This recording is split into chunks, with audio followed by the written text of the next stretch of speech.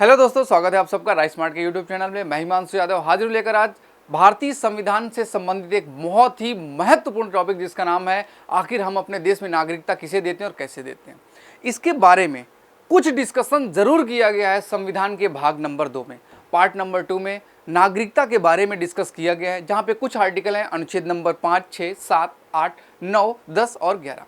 यहाँ पे काफ़ी डिटेल दिया गया है, लेकिन भविष्य के लिए जो नागरिकता से संबंधित कानून हैं उन्हें बनाने की पावर, उन्हें बनाने की शक्ति हमारे संसद को दी गई। अनुच्छेद 11 आप पढ़ेंगे तो वहाँ पे लिखा है कि नागरिकता से संबंधित प्रावधान बनाने का काम संसद करेगी।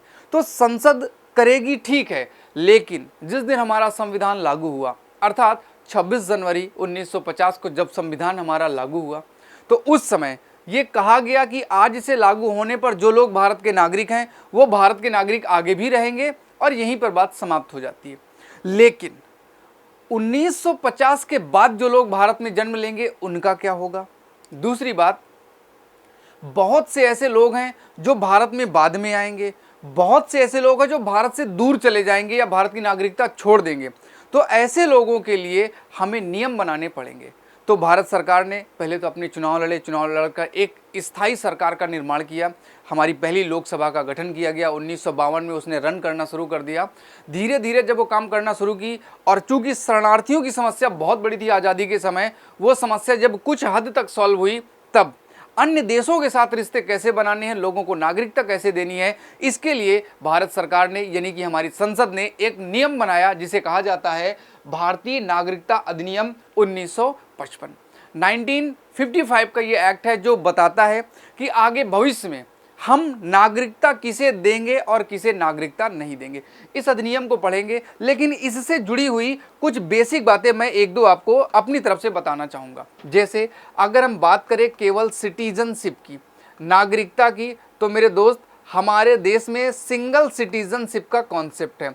कौन सी सिटीजनशिप का? सिंगल को कहा जाता है एकहरी या एकल नागरिकता। किसका है? एकल नागरिकता का प्रावधान किया गया। दूसरी बात, ये जो नागरिकता है ये हमारे संविधान के भाग नंबर 2 में, जिसके अनुच्छेद हैं 5 से लेकर 11 तक, 5 to 11, यहाँ तक बात की गई है कि हम कैसे नागरिकता देंगे, किनको नागरिकता देंगे और नागरिकता बनाने का नियम किसके पास जाएगा। तो अनुच्छेद 11 में कहा गया है कि भविष्य में अगर नागरिकता के लिए कोई नियम बनाना है तो ये पावर किसके पास जाएगी? ये पावर जाती है संसद के पास। और इसी पावर का यूज करके संसद ने इंडियन सिटीजनशिप एक्ट 1955 को बनाया। अब हम बात करें कि ये जो सिटीजनशिप है, एक और क्वेश्चन आता है, नागरिकता का प्रावधान किस देश से लिया गया है?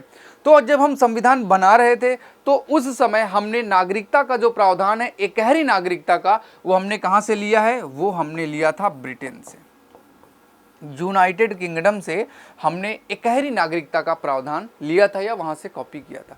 ये बेसिक क्वेश्चन है जो आपके एग्जाम में बार बार पूछे जाते हैं। अगर आप एसएससी का एग्जाम दे रहे हो, आईएएस का एग्जाम दे रहे हो, पीसीएस का एग्जाम दे रहे हो, हर एग्जाम में बेटा ये क्वेश्चन आपका आता है। बहुत ही बेसिक है बट इंपॉर्टेंट है। तो खैर, ये बात आपको पहले से पता थी। अब हम चलते हैं, आज का जो हमारा टॉपिक है भारतीय नागरिकता अधिनियम 1955। देखते हैं क्या है। इस अधिनियम में जब इसका निर्माण किया गया तो बताया गया कि हम अपने देश के नागरिकों को 5 प्रकार से नागरिकता उपलब्ध कराएंगे। कितने प्रकार से नागरिकता उपलब्ध कराएंगे? 5 प्रकार से। और अगर कोई व्यक्ति चाहता है कि वो भारत की नागरिकता त्याग दे, तब उसके लिए प्रावधान किया गया कि वो 3 तरीके हैं जिनसे कोई भी व्यक्ति की नागरिकता या समाप्त हो सकती है या उसकी नागरिकता वो छोड़ सकता है भारत की। इन्हीं मुद्दों को आज की क्लास में हम समझेंगे। तो आइएगा देखते हैं। नागरिकता प्राप्त करना, अगर आप भारत की नागरिकता प्राप्त करना चाहते हैं तो आपके पास नियम कितने हैं? आपके पास 5 तरीके हैं जिनसे आप नागरिकता को प्राप्त कर सकते हैं। तो उसका जो पहला तरीका यानी कि जन्म के आधार पर, बाई बर्थ। बाई बर्थ का मतलब क्या है? ऐसा व्यक्ति जिसका जन्म कहाँ हुआ है? जिसका जन्म हुआ है भारत में, ऐसा व्यक्ति जन्म के आधार पर नागरिकता। कह क्या रहा है? यदि कोई शिशु जिसका जन्म हुआ है, बालक, भारत की भूमि पर जन्म लेता है। अच्छा, ये इसका मतलब नहीं है कि अमेरिका से कोई आदमी टूरिस्ट आया है और उसका पुत्र भारत में जन्म ले तो वाली बात नहीं है। आगे ये सेंटेंस खत्म नहीं, आगे लिखा है, और उसके माता पिता या दोनों या तो मम्मी या पापा, या तो मम्मी या तो पापा, या दोनों भारत के नागरिक हैं तो वह भी जन्म से भारत का नागरिक होगा। कैसे होगा? जन्म से ही वो भारत का नागरिक हो जाएगा। 26 जनवरी 1950 तक हमारा संविधान लागू हुआ और उसके तहत अनुच्छेद 5, 6 और 7 में आपने पढ़ा है कि वहाँ पे जुलाई 1948 की डेट दी गई, जो लोग पाकिस्तान से भारत आ गए हैं वो भारत के नागरिक रहेंगे, जो भारत से पाकिस्तान चले गए हैं वो भारत के नागरिक नहीं रहेंगे। 19 जुलाई 1948 की डेट है, ठीक है। अब इसके अलावा वहाँ पे एक और प्रावधान किया गया कि अगर 19 जुलाई 1948 के बाद भी कोई पाकिस्तान चला गया है और तुरंत वापस आना चाह रहा है तो वापस आ जाए, लेकिन अब उसको रिक्वेस्ट करनी पड़ेगी, आवेदन देना पड़ेगा, तब उसे नागरिकता दे देंगे। ऐसे प्रावधान थे। यहाँ पे क्या कहा गया? जिसके माता पिता या दोनों भारत के नागरिक हैं वह जन्म से क्या हो जाएगा? भारत का नागरिक हो जाएगा। और इसमें एक डेट दी गई 26 जनवरी 1950 के बाद भारत में जन्मा हो। इससे पहले वाले तो संविधान लागू ही नहीं था। जैसे मान लीजिएगा कि मेरा जन्म जो हुआ, मेरा जन्म हुआ 13 अगस्त 1949 को, 1949 को मेरा जन्म हुआ, सपोज दैट। तो चूंकि अभी भारत का संविधान लागू नहीं हुआ है और मेरे मम्मी पापा भी भारत के नागरिक हैं, तो इस हिसाब से बाई बर्थ, जन्म के आधार पर मैं भारत का नागरिक यहाँ पे होने वाला हूँ, कोई टेंशन की बात नहीं है।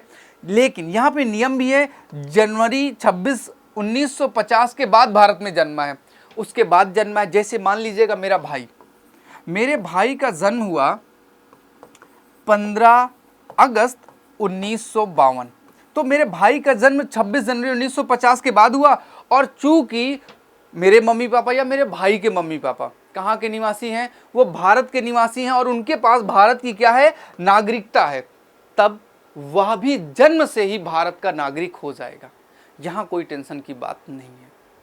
ओके, तो पहला नियम है नागरिकता प्राप्त करने का, बाई बर्थ, जन्म के आधार पर जिसके मम्मी पापा भारत में। अच्छा, ये नियम आगे भी बढ़ाया गया और आगे बढ़ाया गया कि इन फ्यूचर, अर्थात जिसका जन्म 13 अगस्त 1949 को हुआ वो भारत का नागरिक है, तो आगे 20 साल 25 साल के बाद उसकी जो संतान होगी वो भी इसी नियम के आधार पर भारत की नागरिक होती जाएगी। और सच्चाई यह है कि आप जो भारत के नागरिक हो, ये इसी नियम के तहत भारत के नागरिक हो। तो याद रखेंगे। आगे चलते हैं, हम बात करते हैं नागरिकता प्राप्त करने का जो हमारा दूसरा तरीका है। दूसरा तरीका क्या है भाई? रक्त वंश संबंध के आधार पर नागरिकता। रक्त वंश का मतलब क्या है? कहने का यहां पर सिंपल सा लॉजिक ये है कि जिसके पुत्र भारत से बाहर जन्म लिए हैं लेकिन वो भारत के नागरिक हैं, वह पुत्र भारत का नागरिक होगा। जैसे कहानी के माध्यम से अगर आप समझो, ये है अपना भारत और यहां पर थोड़ी दूरी पर एक देश है अफ्रीका, मान लेते हैं, ठीक है। अफ्रीका में है केन्या, अफ्रीका में है केन्या।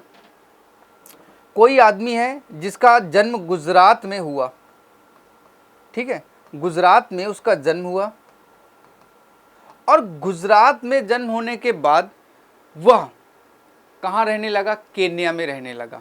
कहाँ रहने लगा? केन्या में। केन्या की नागरिकता नहीं ली है, केन्या की नागरिकता नहीं ली है, बस वो यहाँ से कहाँ चला गया? यहाँ से पैसे कमाने के लिए चला गया केन्या। बहुत से लोग अरब कंट्रीज में पैसा कमाते हैं, वहाँ पैसा कमाने चला गया। अब इसने वहीं शादी कर ली, रह वहीं रहा है, लेकिन भारत का नागरिक है और वोटिंग करने भी भारत में कभी कभी आता रहता है। अब इसका एक पुत्र या पुत्री कोई भी संतान हुई तो उसका क्या होगा?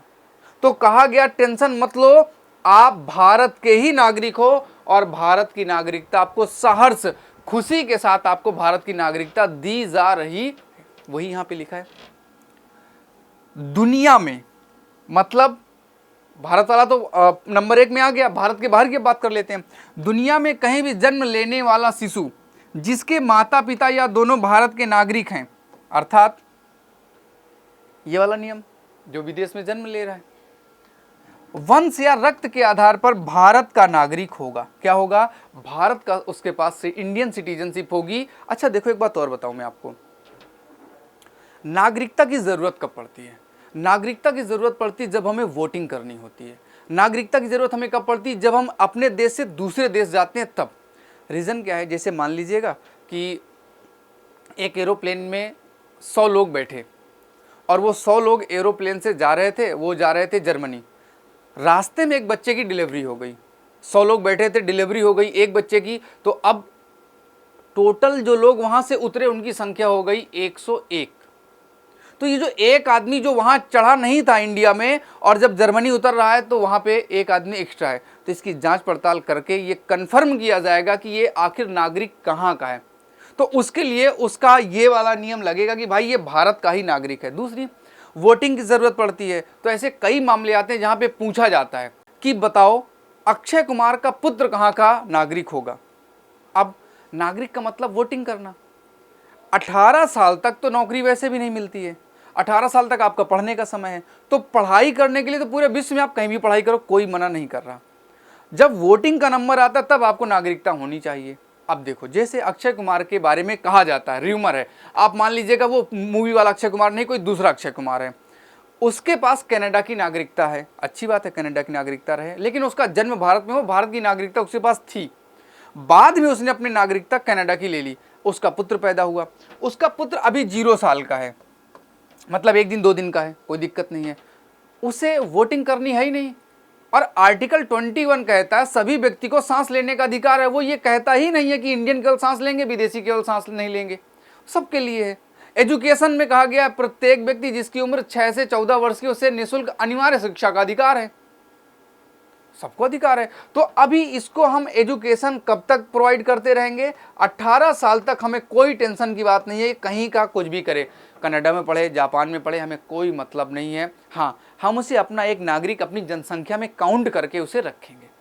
लेकिन 18 साल का जब वो हो जाएगा और जब फॉर्म भरा जाएगा वोटर लिस्ट का, तब हम उससे पूछेंगे और भाई बताओ क्या हाल चाल है, कनाडा में वोटिंग करोगे या भारत में? अब अगर उसने कनाडा का नाम ले लिया तो भाई अब वो नागरिक हो जाएगा कनाडा का, और अगर उसने भारत को बोला तो अब वो भारत का ही नागरिक रहने वाला है। और ऐसा नागरिक जो भारत का होगा उसे आप कह सकते हो, आगे एक नियम आएगा भी, लेकिन फिलहाल रक्त वंश के आधार पर वो भारत का नागरिक है, कहीं भी पैदा हो कोई टेंशन की बात नहीं है। वो नागरिक कहाँ का रहेगा? भारत का। जैसे प्रियंका चोपड़ा भी भारत की सिटीजन है, उनकी जो संतान होगी वह अगर 18 साल के बाद चाहे तो रक्त वंश के आधार पर भारत की नागरिकता दी जाएगी, क्योंकि माता पिता या दोनों, या तो मम्मी हो या पापा, कोई एक भारत का नागरिक हो तो उसकी संतान भी भारत की नागरिक हो जाएगी बिना किसी टेंशन के। तो ये एक तो आपका ये तरीका है। एक तीसरा तरीका है नागरिकता प्राप्त करने का, ये अब उस पर चर्चा करते हैं। नागरिकता प्राप्त करने का जो तीसरा तरीका वो कौन सा है? आवेदन के आधार पर या पंजीकरण के आधार पर। अब निक जोन्स है, उसे भारत में ज्यादा मजा आने लगे तो वो कहे भाई मुझे तो भारत में ही रहना, तब ऐसे मामले में हम क्या करें? या फिर आप ऐसे मान लीजिएगा कि एक है जिसका नाम है आलिया भट्ट, उसके पापा भारत के हैं लेकिन उसकी मम्मी जो है उन्होंने 2 शादी की, तो उनकी मम्मी आयरलैंड की है, तो उसके पास अभी नागरिकता आयरलैंड की, उसने आयरलैंड की नागरिकता ले रखी है। वो चाहे कि अब हम भारत की नागरिकता लेना चाहते हैं तो इसके बारे में क्या क्या किया जाए, ये डिस्कशन किया गया आपका नंबर 3 में। नंबर 3 कहता क्या है? आवेदन या पंजीकरण, मतलब आप एप्लीकेशन के माध्यम से कर सकते हैं। कैसे? इसे नंबर 1 बताया गया कि अगर आप राष्ट्रमंडल देश के नागरिक हो, राष्ट्रमंडल देश मतलब जिन्होंने राष्ट्रमंडल की सदस्यता ले रखी है, लेकिन कहा जाता है कि इस नियम को 2004 में हटा दिया गया था, राष्ट्रमंडल होना जरूरी नहीं है। लेकिन आप अधिनियम 1955 पढ़ रहे हैं तो इस हिसाब से इसको पढ़ना है, राष्ट्रमंडल देश का नागरिक हो या नंबर अगला, भारतीय नागरिक से विवाह करने वाला व्यक्ति। भारतीय नागरिक से विवाह मतलब निक जोन्स भारतीय नागरिक से विवाह कर लिया, सानिया मिर्जा का कोई पति जिसने भारत के नागरिक से शादी कर ली, तो दूसरा पॉइंट हो गया। तीसरा पॉइंट, भारतीय मूल का व्यक्ति हो, जैसे उर्जित पटेल, जैसे उर्जित पटेल, मम्मी पापा के पहले से लोग केन्या चले गए थे, वो गुजरात के थे लेकिन केन्या चले गए, फिर भारत आए, वो भारत में IMF की तरफ से आए तो उन्हें मौका मिला और राष्ट्रपति ने उन्हें भारत की नागरिकता दे दी। तो ऐसे मामले में हम दे सकते हैं क्या? भारतीय मूल का व्यक्ति हो, जिसने भारत के मूल में, जिसकी जड़ भारत से संबंधित है, भारत से जुड़ी है, ऐसा व्यक्ति क्या होगा? हमसे रिक्वेस्ट करे, आवेदन दे, एप्लीकेशन दे, क्या 7 वर्ष तक भारत में रह लेता है। ऐसे नहीं चलेगा कि निक जोन्स रहे अमेरिका में, भारत एको बार ना आए और 7 साल बाद का मन कर रहा है भारत की नागरिकता लेने का, तो ये वाला नियम लागू नहीं होगा। आपको 7 साल भारत में रहना, अच्छा ये जरूरी नहीं है कि लगातार रहना पड़े, लेकिन जो अंतिम साल होगा ना उसमें रेगुलर बेसिस पे रहना होता है, तो वो थोड़ा सा आपको ध्यान में रखना पड़ेगा। तो अगर इन 3 में से कोई एक शर्त है तो आवेदन दे सकता है।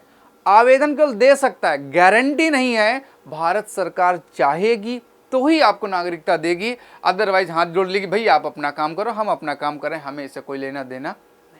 तो कुल मिला के आप आवेदन कर सकते हैं, अगर भारत सरकार को लगेगा तो भारत सरकार आपको नागरिकता देगी। अभी एक अधिनियम आया था एनआरसी वगैरह, जो आपका सीएबी था, सिटीजनशिप अमेंडमेंट बिल, जिसमें आपने सुना होगा दिल्ली में बहुत सारे दंगे हुए। मैं आपको बता दूं, उस नियम में ये कतई नहीं कहा गया कि हम पाकिस्तान के किसी मुस्लिम समुदाय को या सिख समुदाय को या जैन समुदाय को या हिंदू समुदाय को कभी नागरिकता नहीं देंगे। वहां पे वो क्लॉज ही अलग था। वहां पे बस इतनी बात कही गई कि जो लोग हिंदू, बौद्ध, जैन, पारसी हैं और 2015 से पहले भारत में आ गए थे, भारत में रह रहे हैं, तो हम उन्हें भारत की नागरिकता दे रहे हैं, क्योंकि उनके पास अब तक नागरिकता नहीं है, इसलिए हम उनको दे रहे हैं। बस इतनी सी बात थी। ये तो कहा ही नहीं गया कि किसी एक पर्टिकुलर कोई दूसरे खास समुदाय को हम नहीं देंगे। वो कभी भी नागरिकता के लिए आवेदन कर सकते हैं। हर व्यक्ति भारत के लिए नागरिकता के लिए आवेदन कर सकता है, बशर्ते भारत सरकार डिसाइड करेगी कि हम आपको नागरिकता देंगे या नहीं। ये 7 साल वाला, ये 10 साल भी हो सकता है, ये 15 साल भी हो सकता है। ये भारत सरकार डिसाइड करेगी कि आपके एप्लीकेशन को हम मानेंगे या हम नहीं मानेंगे। ये पूरा का पूरा पावर भारत सरकार ने अपने पास ले रखा है। तो देखो, चीज़ों को सही समझो तो बहुत अच्छा होगा। इसके बाद चलते हैं नागरिकता प्राप्त करने का जो चौथा तरीका है, देशीकरण के आधार पर। देशीकरण का मतलब क्या है? हम मार्केट में क्या करते हैं, अच्छे अच्छे फैंसी कपड़े पहनते हैं, गांव में जाते हैं तो वहाँ देसी चीज़ें मिलती हैं, वहाँ पे सिंपल सा कपड़ा जो अपने हाथ से सूत से काता गया वो अलग हो जाता है। देसी और विदेशी में ही तो फ़र्क है। जो मशीन से बना है वो आपका बाहरी हो गया, विदेशी अपनी समझ की भाषा में, और देसी जो हाथ से बनाया गया है। जैसे मान लीजिएगा कि हम लोग रोटी खाते हैं तो अपन देसी हो गए, और कोई ब्रेड खा रहा है तो वो ज़्यादा सिविलाइज्ड हो गया, सभ्य हो गया, विदेशी हो गया। इतना सा फ़र्क है। कह क्या रहा है शब्द? देशीकरण के आधार पर। पहले आप कुछ दूसरे काम करते थे, अब आप हमारे वाले काम करने लगे। हमारे वाले काम मतलब आपने हमारी भाषा बोलनी सीख ली, संविधान में आपकी जो 22 भाषाएं वो भाषाएं बोलनी सीख ली। आपने गंगा यमुना की पूजा करनी सीख ली, आपने गुरुद्वारे आना जाना सीख लिया, आपने मस्जिद में पूजा पाठ करने के तरीके सीख लिए। अब आप हर एक चीज़ जो भारत के लिए ज़रूरी है वो आपको आती है। आपने कभी कोई गलत काम नहीं किया। आपका नियति, आपका नेचर और आपके बात करने का तरीका बहुत अच्छा है। आप देश के विकास के लिए काम कर रहे हो। अब भारत सरकार को लगेगा यार ये आदमी बहुत अच्छा है, और अब इसके अंदर भारत घुस गया है, अब इसके अंदर हर कण कण में, रोम रोम में भारत बसा है, तो भारत सरकार खुशी खुशी दे देती है, ये लो भैया भारत की नागरिकता। लेकिन ज़रूरी नहीं है कि आपको 10 साल में मिले या 20 साल में। हो सकता है यहाँ पे नियम लिखा हो 10 साल, लेकिन ये कई बार बढ़ भी सकता है और कई बार घट भी सकता है। किसी दिन हमको अच्छा लगे, जैसे मान लीजिएगा बराक ओबामा भारत आ जाएं और 2-3 साल रहें, इसके बाद कहें हमको नागरिकता दे दो, तो हम तो फट से दे देंगे। हम यार इतनी अच्छी बात है, इतने अच्छे साइंटिस्ट कोई आ जाए, मार्क जुकरबर्ग भारत आ जाएं कि अब हम अपना ऑफिस भाई भारत में खोलेंगे, भारत सरकार हमको नागरिकता दे। आवेदन करेंगे, भारत सरकार तुरंत दे देगी। या वो भारत में रहते रहें, अमेरिका जाना छोड़ दें, इंग्लैंड जाना छोड़ दें, केवल भारत में ही पड़े रहें, 20 साल हो गए, तो भारत सरकार सोचेगी कहीं जा ही नहीं रहा, तो हम भारत की नागरिकता देशीकरण के आधार पर हम क्या कर सकते हैं, दे सकते हैं। ये एक तरीका है कि बहुत दिन से। हाँ, इसमें एक शर्त और है कि आप अवैध प्रवासी नहीं होने चाहिए। हमें पता होना चाहिए कि आप कहाँ से आए हो, तभी हम आपको भारत की नागरिकता देंगे, जबरन वाले में नहीं। कि कहीं आपने कुछ कांड कर लिया, चाइना में आपने बहुत से लोगों को मार दिया था, अब चाइना गवर्नमेंट आपको ढूंढ रही है, और आप धीरे से छुपके वो जो है हिमालय पर्वत पार करके आ गए थे नेपाल से भारत आ गए, अब भारत में आप रहने लगे, तो ऐसे में गड़बड़ हो जाएगी। वहाँ पे थोड़ा ध्यान रखना है। अब इसके बाद चलते हैं नागरिकता प्राप्त करने का जो 5वां तरीका है। ये बहुत ही आसान है, इसमें व्यक्ति को कुछ नहीं करना होता। जैसे विलय के आधार पर नागरिकता। अगर किसी विदेशी भूभाग का भारत में विलय हो तो उसके निवासी भारत के नागरिक हो जाते हैं, लेकिन इसकी घोषणा राष्ट्रपति करेगा। जैसे 1962 में पांडिचेरी का भारत में विलय किया गया, तो पांडिचेरी के जितने नागरिक हैं उनके लिए एक नियम बनाया गया, पांडिचेरी नागरिकता अधिनियम 1962, और उन सब को भारत की नागरिकता क्या कर दी गई, दे दी गई। क्यों नहीं देंगे उनको नागरिकता? अगर उनको नागरिकता नहीं देंगे तो कौन से देश के नागरिक रहेंगे? क्योंकि पांडिचेरी तो भारत का हिस्सा हो गया, और भारत में एकहरी नागरिकता है। ऐसा तो नियम हो नहीं सकता कि पांडिचेरी के नागरिक अलग रहेंगे, भारत के नागरिक अलग रहेंगे। तो इसके लिए ये नियम है कि कोई भी क्षेत्र जब भारत में शामिल होता है तो उसके नागरिक भारत के नागरिक हो जाते हैं, लेकिन स्वतः शब्द का प्रयोग नहीं करना कि स्वतः हो जाते हैं। इसके लिए राष्ट्रपति को घोषणा करनी पड़ती है, यानी कि संसद एक बिल पास करता है, ऑर्डिनेंस आता है, उस पर राष्ट्रपति की सहमति होती है, तब उस तारीख से वो लोग भारत के क्या माने जाएंगे, नागरिक माने जाते हैं। ये छोटी सी बात याद रखना है। ऐसा नहीं है कि जीतते ही उसके सारे नागरिकों को भारत की नागरिकता मिल गई, इसके लिए घोषणा करनी पड़ती है, देन भारत की नागरिकता मिलती है। तो ये चीज़ें आपकी रही 5 प्रकार जिनसे भारत की नागरिकता मिलती है। अब अगला नंबर आया कि भारत की नागरिकता समाप्त कैसे होगी। अगर हम चाहते हैं कि भारत की नागरिकता समाप्त हो जाए तो इसके लिए 3 तरीके बताए गए हैं समाप्ति के, कैसे कैसे समाप्त होगी वो हम देखते हैं। पहला तरीका है परित्याग। क्या है? स्वैच्छिक, मतलब कोई व्यक्ति स्वेच्छा से अपनी नागरिकता क्या कर दे, त्याग दे। जैसे अब मेरा मन नहीं कर रहा, मैंने राष्ट्रपति जी को कहा, अपने जो हमारे यहाँ का लोकल जो अधिकारी होता है, जो कार्ड बनाता है नागरिकता वाले, वोटर आईडी बनाता है, उसको मना कर दें। फिर ये बात कलेक्टर के पास जाएगी, कलेक्टर महोदय इस पर अपना काम करके आगे रिपोर्ट भेज देंगे, आपकी नागरिकता समाप्त हो जाएगी। अपनी इच्छा से आप नागरिकता भारत की कभी भी छोड़ सकते हैं, कोई दिक्कत नहीं। आपको जब मन करे तो आप देखें। फिर आप भारत में रह नहीं सकते हो। क्यों? क्योंकि अगर भारत के नागरिक नहीं हो तो कहीं और के नागरिक हो गए, उसका वीज़ा पासपोर्ट कुछ तो दिखाना पड़ेगा, ऐसे नहीं रह सकते हो। ये तरीका। दूसरा तरीका है समाप्ति। समाप्ति या बर्खास्तगी। बर्खास्तगी का मतलब क्या है? आपकी नागरिकता बर्खास्त करी गई। कैसे? भारतीय नागरिक किसी अन्य देश की नागरिकता ग्रहण कर ले तो उसकी नागरिकता क्या हो जाती है, समाप्त हो जाती है या खत्म हो जाती है। अक्षय कुमार ने कोई घोषणा नहीं की कि मैंने कनाडा की नागरिकता ली है, लेकिन उसके लेते ही उसकी भारत की नागरिकता समाप्त हो गई, खत्म हो गई, बात खत्म। लेकिन इसमें इतनी बात का जरूर ध्यान रखना है कि अगर कोई पैसा लेके भाग गया है और दूसरे देश की नागरिकता ले लिया है तो भाई फिर हम वहां पे थोड़ा सा तो ये वाला नियम लागू नहीं होगा कि आप स्वेच्छा से छोड़ दो। आप स्वेच्छा से नागरिकता छोड़ दोगे तो हमारा सारा गड़बड़ हो गया। हमारे देश के जो बैंक के जो लोन है उनका क्या होगा? तो ऐसे मामलों में ये चीज लागू नहीं होती। आपकी समाप्ति हो जाएगी अगर आप दूसरे देश की नागरिकता ले लोगे तो। और एक तरीका और है तीसरा, जहां पे कहा गया कि नागरिकता आखिर जो समाप्त होगी उसके लिए वंचन है या वंचित कर दिया जाएगा। कैसे वंचित किया जाएगा? जैसे हमने देखा कि आप डेली संविधान का गलत प्रयोग करते हैं, संविधान के बारे में गलत बोलते हैं। हमने देखा कि आप हमारे देश में किसी शत्रु देश के पक्ष में काम कर रहे हैं और उस शत्रु देश की बड़ाई कर रहे हैं, युद्ध में आप भारत के विपक्ष में कार्य कर रहे हैं। तो भाई ऐसे लोगों को भारत क्यों रखेगा? हमें क्या जरूरत है आपकी? देन हम आपको आपकी नागरिकता से क्या कर देंगे, वंचित कर देंगे। आपको आपकी नागरिकता से हम विमुक्त कर देंगे, हटा देंगे। लेकिन ये बहुत जटिल काम है, इसके लिए खास एविडेंस की जरूरत पड़ती है, तभी आपको हटाया जाएगा या तभी आपकी नागरिकता समाप्त की जाएगी। तो आई होप आपको नागरिकता प्राप्त करने के और समाप्त करने के जो तरीके हैं वो आपको पता चल गए होंगे। इससे क्वेश्चन कैसे पूछे जाते हैं? तो पहला क्वेश्चन तो यही आता है कि नागरिकता प्राप्त कितने तरीके से होती है, नागरिकता समाप्त कितने तरीके से होती है। और यूपीएससी में क्वेश्चन कैसे बनेगा? आपको इधर लिख देगा स्वेच्छा से, वंचन, समाप्ति, और बोलेगा कि इनका ऊपर नीचे सही मिलान करें, ABCD में से सही मिलान करें, या 3-4 पॉइंट बना देगा और बोलेगा इनमें से कौन गलत है। वही जो पॉइंट मैंने आपको पीछे बताए, वंश वाले में वंश का रखना है, आवेदन वाले में आवेदन का रखना है, विलय वाले में विलय का। ऐसे पॉइंट बना के दे सकता है कि इनमें से कौन सा पॉइंट सही है और कौन सा पॉइंट गलत है। नहीं एग्जाम में आपके आएगा तो भी, चूंकि ये भारत के आप सशक्त नागरिक हैं, जागरूक नागरिक हैं, तो आपको नागरिकता के बारे में चीज़ों की समझ होनी चाहिए। राइस स्मार्ट के साथ बने रहिए। मैं हिमांशु यादव फिर मिलूंगा एक खास जानकारी लेकर। हंसते रहिए, मुस्कुराते रहिए। जाने से पहले वीडियो लाइक करना ना भूलें।